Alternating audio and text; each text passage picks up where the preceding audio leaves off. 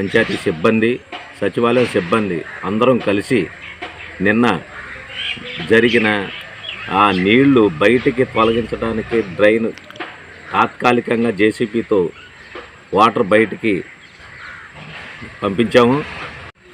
వ్యాపారస్తుల సహకారంతో డ్రైనేజీలు ఊడికి తీసి మా ఎర్రకుంటపల్లి గ్రామ ప్రజలు ఎవరైతే ఆక్రమించారో వారిని మంచితనంతో మాకు సహకరించాలని వారిని కూడా కోరాము. వారు కూడా మాకు సహకరించుతున్నారు. మేము ఏ విధమైన మీకు అభ్యంతరం పెట్టమని వారు కూడా అన్నారు.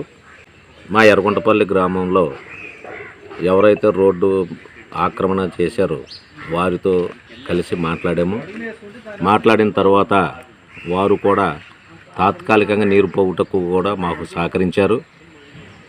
ఇరువైపులా కూడా రోడ్డు అటు ఇటు నీళ్లు పోయేటకు మా ప్రయత్నం మేము చేస్తున్నాం.